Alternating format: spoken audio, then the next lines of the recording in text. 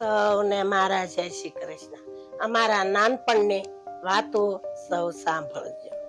અમે ગામડામાં રહેતા અને અમારે બળદ બે હોય, ભેંસ હોય, ગા હોય, વાસરું, પાડા, ઢોરા તો હોય જ તેને ખેતી મા બાપ કરે એટલે અમે છે ને કાકા બાપાની બેનો હોય એટલે અમારે એવું તાર લાઈટ નહોતી, હાથમાં ફાનસ લઈ અને વાસીદા વાળવા એટલે ડેલાનો અવાજ ન થાય એમ સાના માના ડેલું ખોલી અને હાથમાં ફાનસ લઈને વાસીદા વાળી નાખી અને ટોપલામાં ભરી લેવી.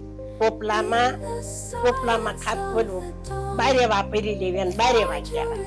પછી મેં હાથમાં ફાનસ ને દોડ જાય નાખવા, બાર ઉકળો હોય અને ઉકળો કહેવાય. પછી મોલા ઘેરે ભેગા ઢોર બાંધી માર કાકા ને એમી ખીલા ખોડીએ તો ઠેબે આવે ને એટલે ટાયર ના નાકા કરીએ અને ભેગા ઢોરા બાંધી એમ નવું ઘર કહીએ. પછી વહેલા ઉઠીને તે સાના માના આવણાનો અવાજ ન આપવા અને ફટોફટ વાસીદા કરી નાખી, ખડકીનો અવાજ ન આવવા દે. પછી મારા મોટા બાપાના લીમડે મોર નો બે તો પાછા હાથમાં ફાનસ ને મોરના પીસા વીણવા જાય. પછી જે કલગી હોય ને પીસું કાનાના મુંગઠમાં એ પીસા લેવી અને બીજા તો બે આંકડા વાળા હોય એને ડોળ્યો કે એ પીસું કોઈ ન લે અને મોરના પીસા લઈને ઘેરે આવી. પછી એમ છે ને જા પીસા ભેગા થાય તારે એની સાવણી કરી. પછી મેં મંદિરમાં વાળી. અમારું બાળપણ તો આવું હતું. કુવે પાણી ભરવા જાય તો શીશી ભરવા આરે શીસણવી લે.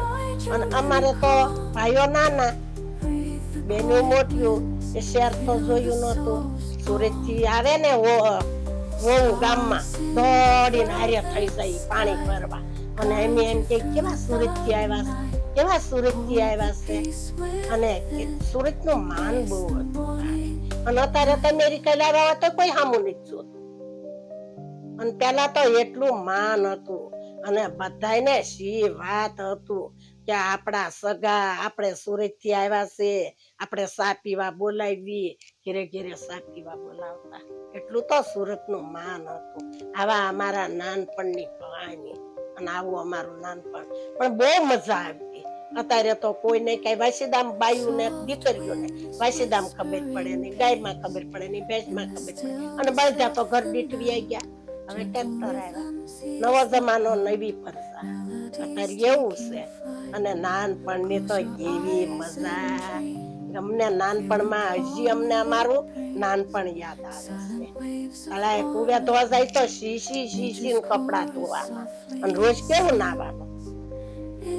4 દીએ નાઈ 7 દીએ કપડા બાંધેલી એ બધું પાછું કુવે ધોવા જવાનું. અને અમારે તો કઈ નદી હોતું નહીં. શીશી કપડા ધોવાના, શીશી પાણી ભરવાનું. પણ તોય અમને અમારું બાળપણ બહુ યાદ આવે છે. હા, તો સૌ સાંભળજો આવું નાનપણની કહાની. ગામડાનું જીવન એટલે જીવન કહેવાય. બહુ સરસ ગામડાનું